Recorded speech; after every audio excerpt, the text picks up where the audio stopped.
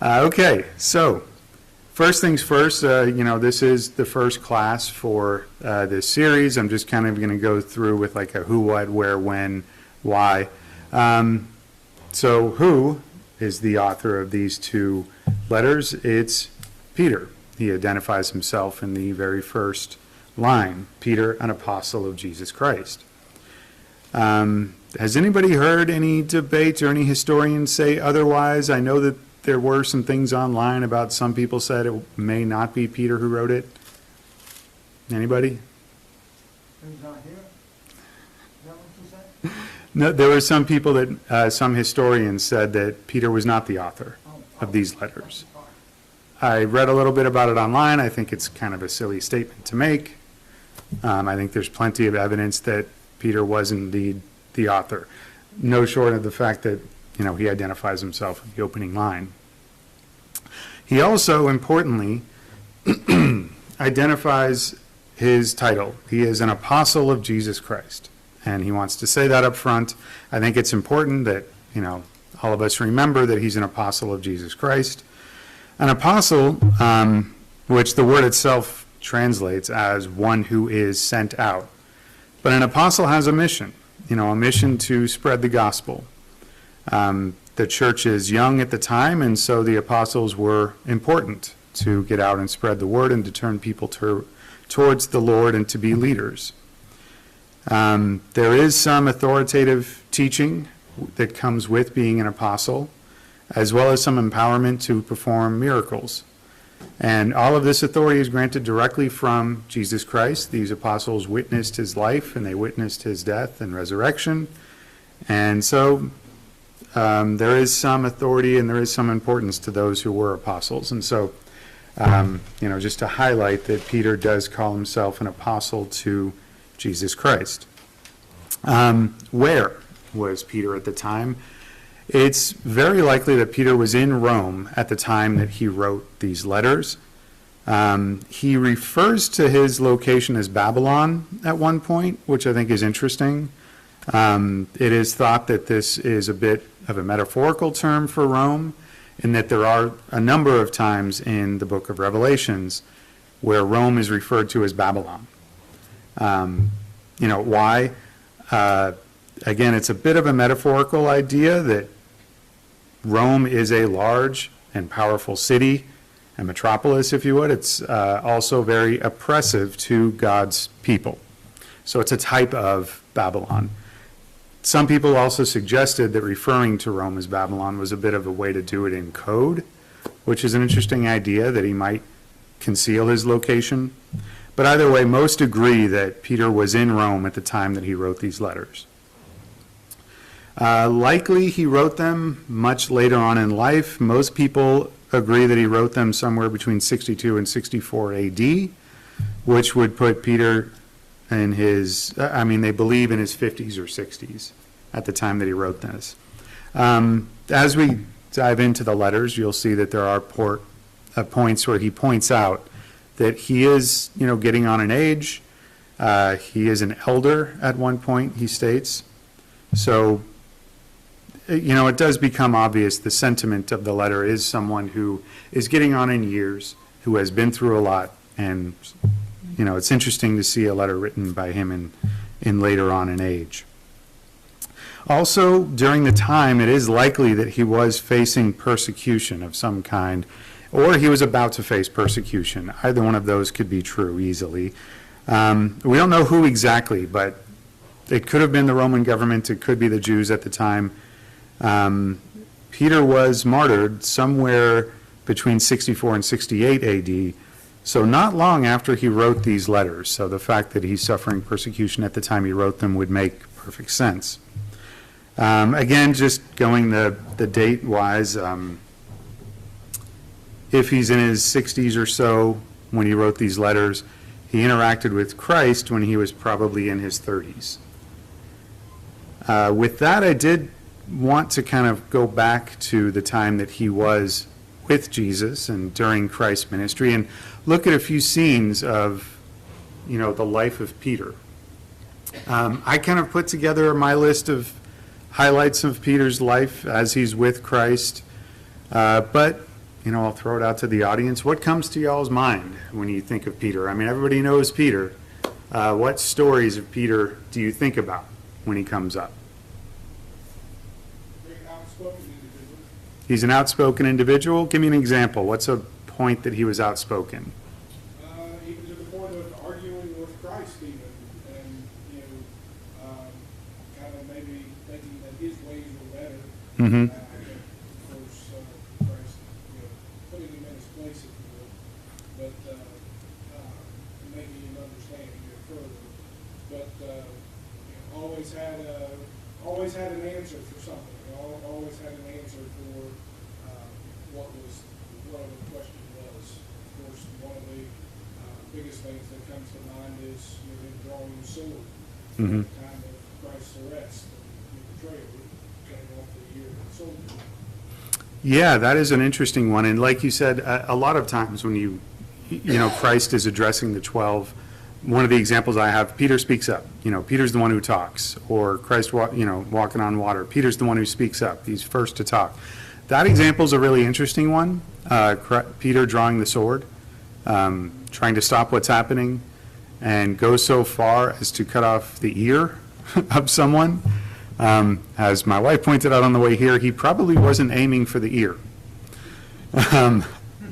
So Peter meant business. He was pretty serious, and Christ stopped what was going on.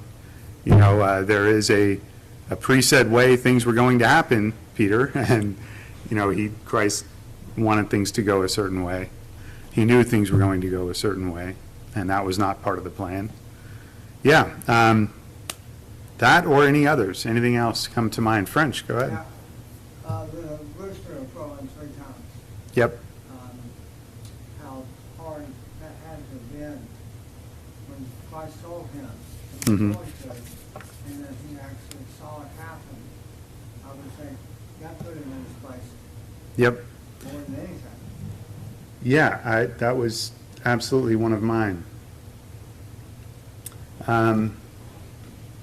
Mark 14, verse 71, I'll just read it. You've brought it up. It's a really good one to think about when we think about Peter.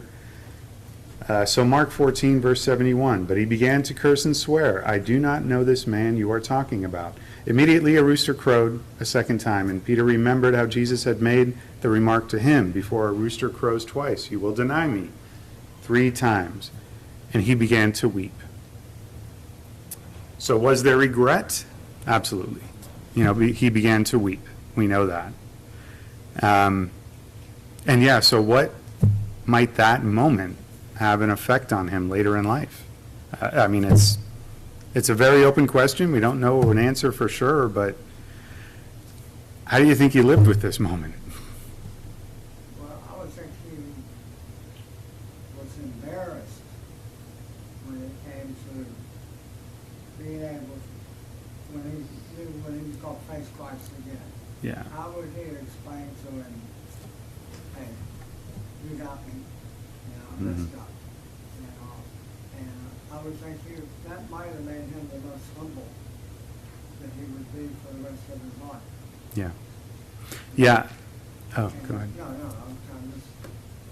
I agree. I absolutely agree. I think, I don't think you could ever forget that moment. The level of embarrassment is, that's one of those memory burning kind of emotions, right? Not to mention everything that had occurred going up to that moment. And and Peter continued to minister for many years. And Peter continued to serve God and to preach Christ for many years. And I'm sure this was never completely out of his mind. Absolutely. It shaped him as a person. It's interesting that Nathan brought up the sword and the cutting off of the ear. That didn't happen that far behind this occurrence. That's fascinating. You almost wonder, where's that Peter, who just drew the sword and said, come and get him, I dare you, my wife and I were having a conversation about these 2 instances just recently, and they're fascinating that they occur so close together, and that, 2 different personalities. is he, Strength of that anger. Yeah. And he began to cry. And it is a different scenario. I mean, there's a soldier with the sword, and he'll draw his sword back and stand up to that with physical force. But when it's this kind of angry mob accusing Peter, you know him. You're one of those. To that he backs down. That's interesting, isn't it? Yeah. Yeah. David, yeah. Just in general, Peter is somebody that can learn a lot from. Yes. Because we have to, I see myself in him. And there was a lot of things done. But in the end, when it was all said and done, Jesus handed him the keys to the kingdom of heaven. Mm-hmm.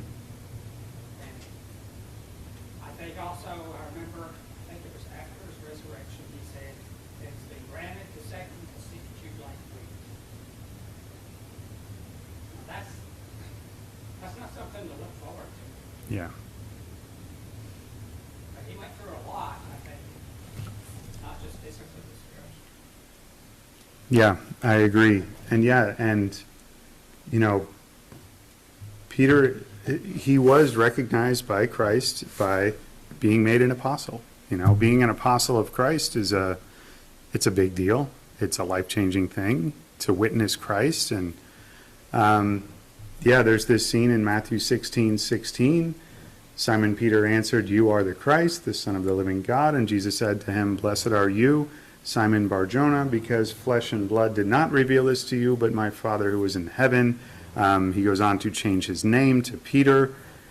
You know, Christ says this about him: "Flesh and blood did not reveal this to you, but my Father who is in heaven." You know, this reminded me of the lesson I gave on wisdom, that true wisdom comes from God. You know, the fear of God is the beginning of all wisdom. You know, that comes to mind when I read that, is that Peter truly believed. His faith, his wisdom, it all originated from God. You know, there were actions there was good, there were some wrong actions, there were some times that he misstepped, but he had, true faith. Yeah. Yeah, anybody else with, yeah, Cortland. To add on to the true faith, one of my favorite Peter stories quotes is in John 6. Verse 66. Many of his disciples turned back and no longer walked with him, so Jesus said to the 12, "Do you want to go away as well?"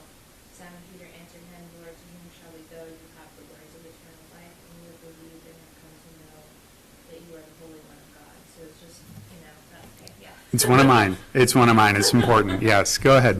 But yeah, I just think it further drives home the fact that he was all in.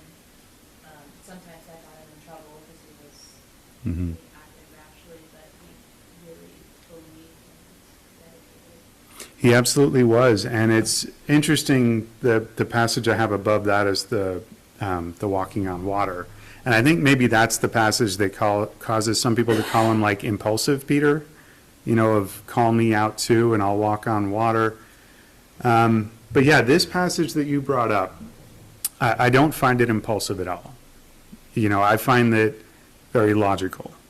Peter is drawing on his own logic to know that he needs to follow Christ.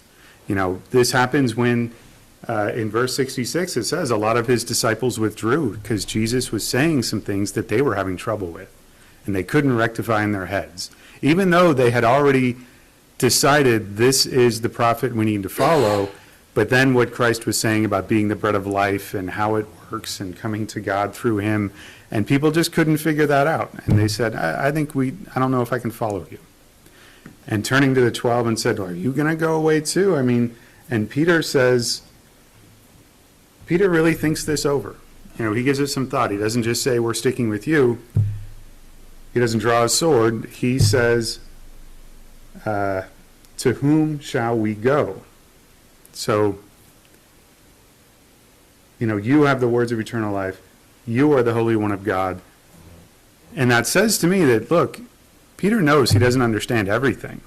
And there's maybe things that he can't really explain or reason in his mind, But he's like, look, what do I know? I know that you are the Holy One of God. I know that there is no one else I can turn to. Therefore, I have followed my reasoning. I am going to follow you. So, impulsive, I do not see impulsive in that verse. I see someone who's really thought it through and, has really considered everything in front of him before he takes action. Yeah. But there is a lesson here. Mhm. That's where I have to, I always be careful about what I say I'm going to do. Because Peter said that, Mm-hmm. but yet he denied it. Right. So that's where the flesh can get us in trouble. Right. And we have to discern between sometimes there's been our reasoning based upon the preservation of the flesh, Mm-hmm. or is it based upon true knowledge of God? Yeah. Truly who God is and what he wants.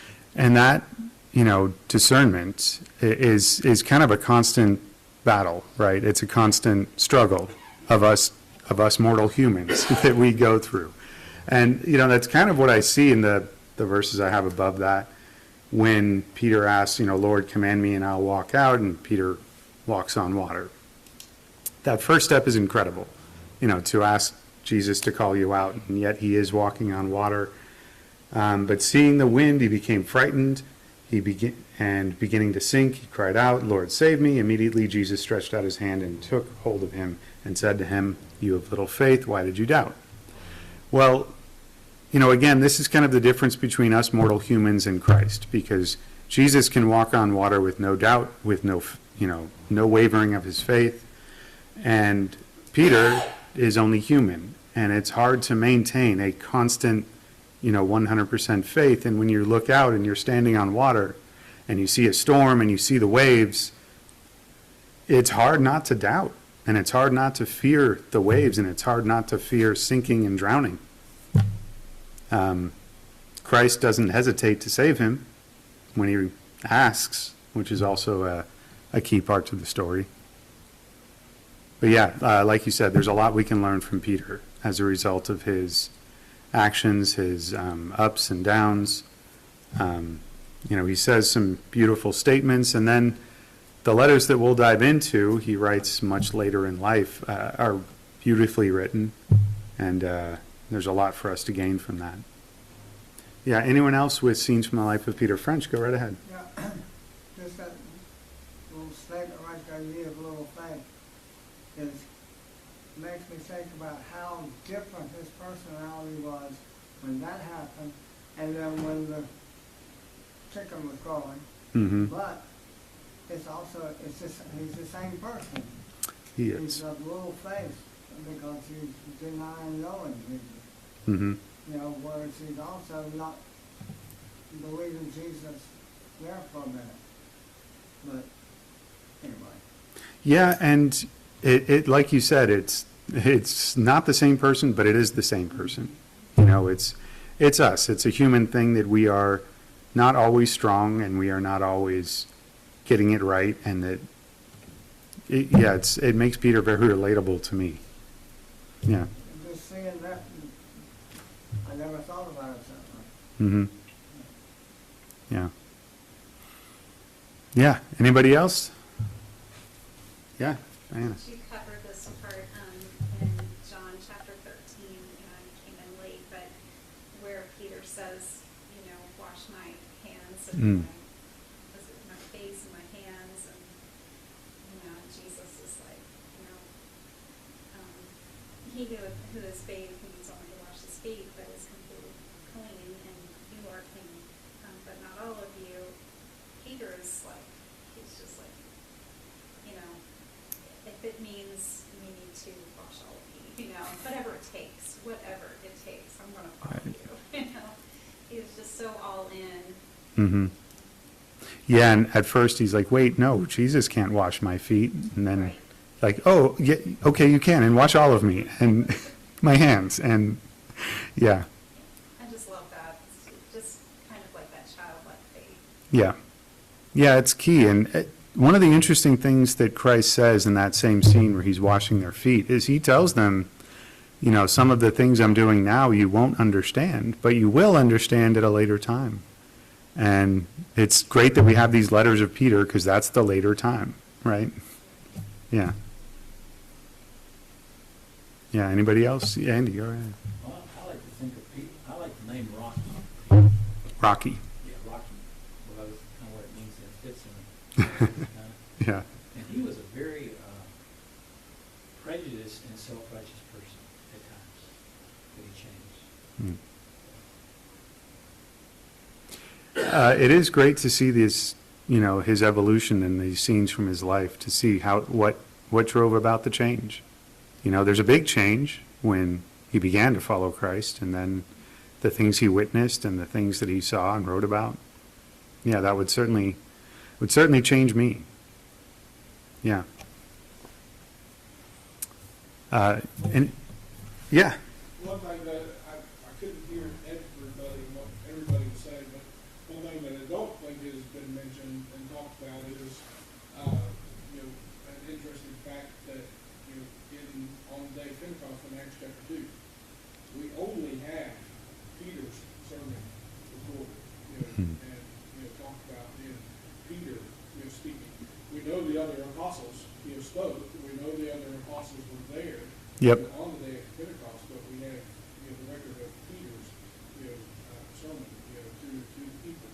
And I think that's an interesting fact, to kind of, as has been talked about, that kind of full circle with Peter, Mm-hmm. in his Christian journey, if you will, and his evolution as a Christian and making the best out of what he is and then what he has become. And, so Yeah. I think that's an interesting fact, in regard to Peter. Yeah, absolutely. Peter had these moments of, doubts, of regret. He wept after denying Christ, and he continued on in his ministry. He continued preaching. He's mentioned, I have a verse up there from Acts chapter 9 where Peter performs a miracle. He's preaching. It ends with many turning to the Lord. He didn't stop working and preaching and doing what he ought to be doing as an apostle. He's mentioned, I think, all the way up to Acts chapter 15, I believe.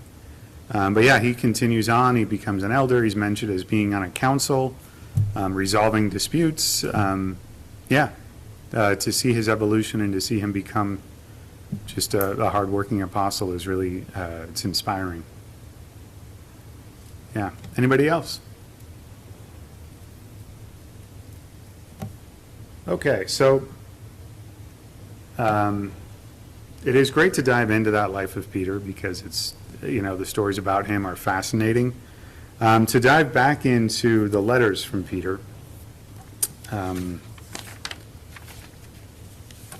wanted to talk a little bit about who they are written to. Let's see. To those who are elect exiles of the dispersion, and then he names these areas. Elect exiles, one could also translate it as sojourners, strangers who are scattered. So the people he's writing to are scattered. The people he's writing to are sojourners. The people he are writing to, well, they are elect and chosen as well.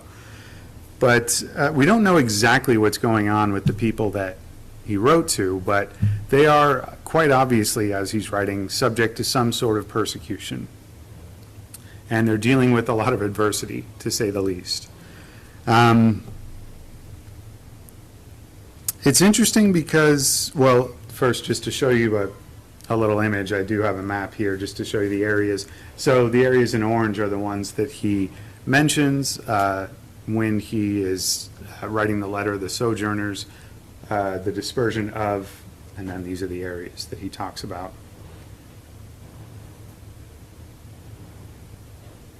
And it's funny because the word he uses to describe them as dispersed, dysporia, is often used in the Jewish religion to describe Jews who were dispersed or scattered. And that led some people to say, well, maybe he's writing to specific people with a Jewish background who are Christians, in that these are the Jews that were dispersed and now they are Christians. But as you read the letters, it's quite obvious that he's not writing specifically to people with Jewish background. He's writing to Gentiles as well. He's writing to every Christian. So the fact that he uses that word has caused some people to have a little bit of confusion based on the previous uses. But it's pretty obvious, and it seems to me that these people are early Christians of a variety of backgrounds, and that they have been, I think, physically scattered. The church at that time was facing a lot of persecution in many ways that could easily have scattered them or dispersed them across to different lands to make these Christians, early Christians, feel as if they are sojourners or travelers. Some had suggested that perhaps it's a bit more metaphorical, in that, as Christians, this world is not my home, right? Like heaven is our home, so we are dispersed throughout the world, whether we've traveled or not. I kind of lean towards thinking these people were likely physically moved or dispersed or suffered some kind of persecution as a result of the church and what they were going through at the time. Let's see. So the type of dispersion could have been, and also just to note, these letters were obviously passed from church to church, so they went beyond these areas, but this is sort of where it likely began. The persecution of the early church could have been occurring through the Roman state, which persecuted the Christians. In 64 AD, he blamed Christians for a fire in Rome, and that dispersed a great number of them. We don't know if the timing correlates with this being a part of that, but it's an example that Christians were dispersed and scattered through various governments who were against them. Christians were martyred and tortured at the time. Christians were subject to social and legal consequences back then. They had lost legal rights. They faced imprisonment. They faced exile. Even forced labor. They were considered antisocial for not participating in state-sponsored idolatry, which is interesting. So, yeah, I tend to lean towards the literal scattering and dispersion. And Peter is writing to them with an important bit of encouragement at the time that they are dealing with these things. To go on to, the purpose of the letter. The purpose is quite simple, and the purpose can be pointed out through going from the very beginning of 1 Peter to the very end of 1 Peter. That's like the third last verse. But in the third last verse, he says, through Silvanus, our faithful brother, for so I regard him, I have written to you briefly, exhorting and testifying that this is the true grace of God. Stand firm in it. So, the why. Peter is writing to encourage and to build up.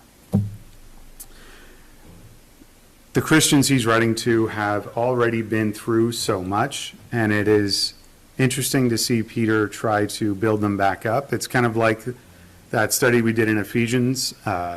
We had just finished up. But in that study, Paul tells them, I'm writing these things to you to build you up. And that's what this is for as well. And the other interesting part, the interesting parallel, is that Peter is also not letting them use their hardships as an excuse to disobey God or to not do all of the things that are required of a Christian. If anything, it's, there is no excuse, and he's encouraging them to be even more powerful and more dedicated Christians than they are before. But there is a great deal of sympathy, and you can see it in his verses. So I find these letters to be very encouraging because of the fact that these people are suffering a great deal, and they are being encouraged at the same time as they are being reminded of the requirements of a Christian. So given that he's writing to people with all of these trials and all of these difficulties, are we suffering trials and are we suffering difficulties? I mean, I don't think anybody has it easy, but what are the differences or similarities between the trials, the difficulties that we face today and what Christians faced back then? Are there similarities? Are there differences? There's some similarities as far as being put in jail if you're in North Korea. Okay, yeah. Versus, I mean, or being killed. Mm-hmm. Yeah. Yeah, when we read this, it really seems like, oh, that was so long ago. They put people in prison or executed them for their religion.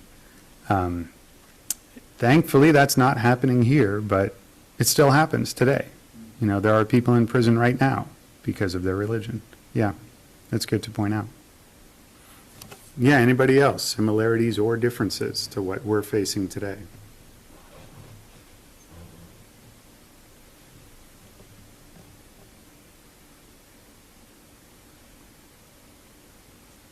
Yeah.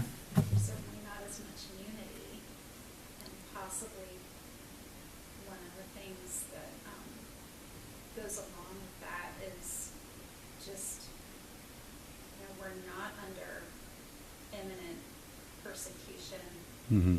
like back then, and so things feel kind of like, we don't have to so much depend on one another, Mm-hmm. maybe as much as they did, I think.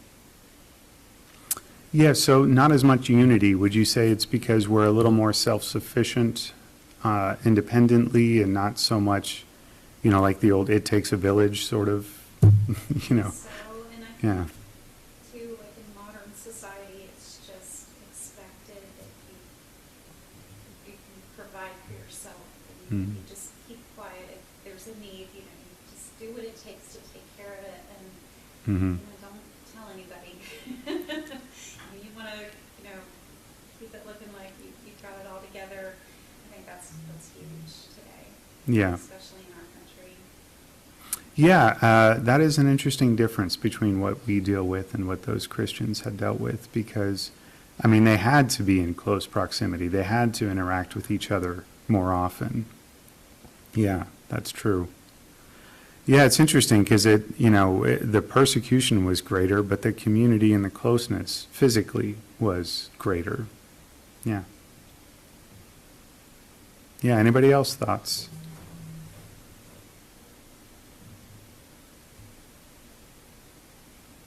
One thing that always comes to mind for myself when I think about this,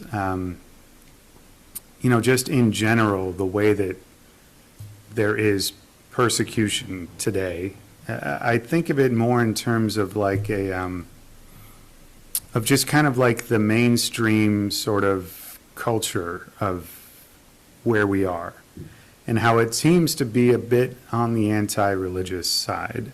There's exceptions here and there, but for the most part, people who are religious and people who take religion seriously tend to be the jokey part of things. I'm a fan of horror movies, and I think it's very strange that there's this weird trend that the horror movie villain tends to have like kind of a religious skew. Either it's, I don't know, like some supernatural thing, or it's some, super cult kind of thing occurring, but that seems to occur more and more, and I'm not really sure what that is. But either way, it's not often the hero, and I feel like there are shifts occurring. An interesting thing that I noticed, and that was pointed out on a podcast, so I know someone else pointed it out and I saw it, that when I was a kid, football players were always, they'd score the touchdown and they'd take a knee or they'd do the cross sign. It seemed to happen so often when I was a kid, or, the point up to the sky, right? That really went away for a while, and then there's a big resurgence lately. And so I don't know, that's kind of funny. I'm not really sure what that is or why, but athletes are a little more openly religious than they were for a long time. I don't know. I'm kind of happy to see that. I didn't really weep when it went away, but it's kind of cool. Yeah. But for the most part, yeah, religion's kind of a joke in movies, TV, and such. Well, there's a tremendous resurgence of religion in the Northeast, especially among the young, actually. And I hope it keeps up.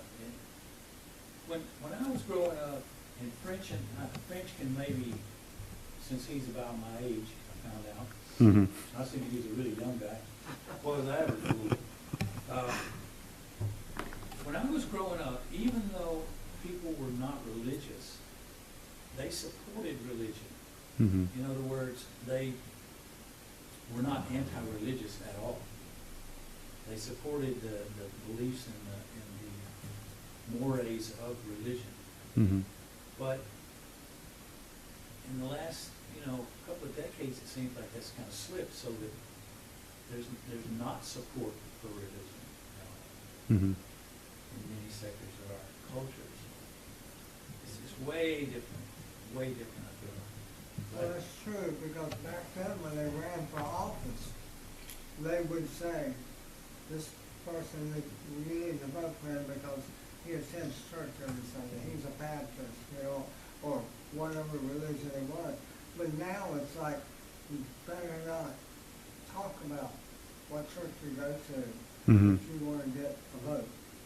Yeah, that's true. I noticed a lot of politicians will attend church, but they won't bring it up, as a part of their life. When they, giving speeches and such. They won't bring up God or anything like that. But they'll kind of show up to church as, it seems like sort of a token action, Like, I worked on an election campaign a few years back. And as we traveled around the state park, it was constant, no, don't talk about that. I mean, they actually told the candidate don't bring that up. I mean, because they were afraid she would lose votes. But now you have certain religions that they brag about it, to get those votes. I mean, just kind of, but Yeah. Anyone else thoughts on today's persecution and how it's different or similar?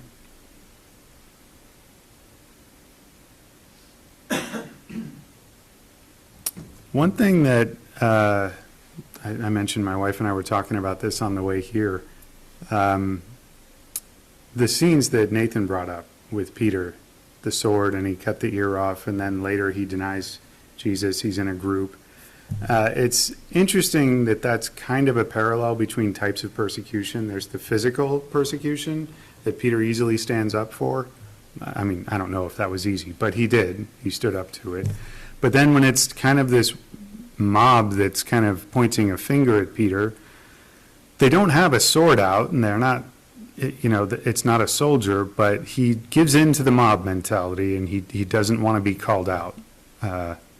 That's kind of an interesting thing that, he'll back away from this mob that's just kind of accusing him of something, but not back away from the soldier with the sword. And there is an interesting parallel between what persecution was like then and what persecution is like now. Like now, it's a bit more of a mob mentality type of persecution, right? It's a mob that says it's weird that you go to church. I don't know why you do that. That's awkward, or there's no point in that. And it's just, it's a joke or something like that. Like we're free to show up and nobody's preventing us with a sword at the door. But it's kind of like that angry mob that points a finger at you on the way in, right?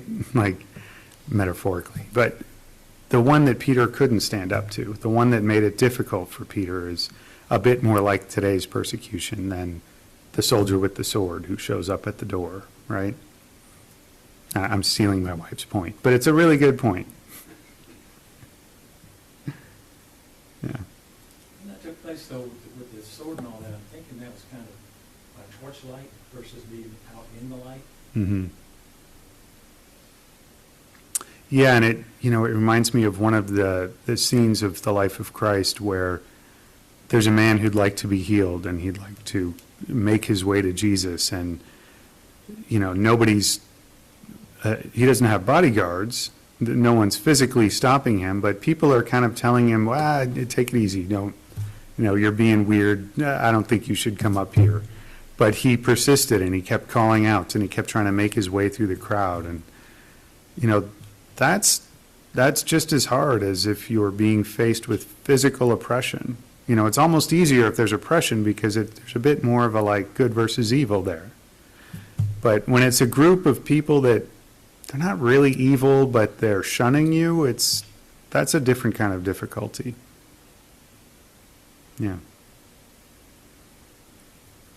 Other thoughts?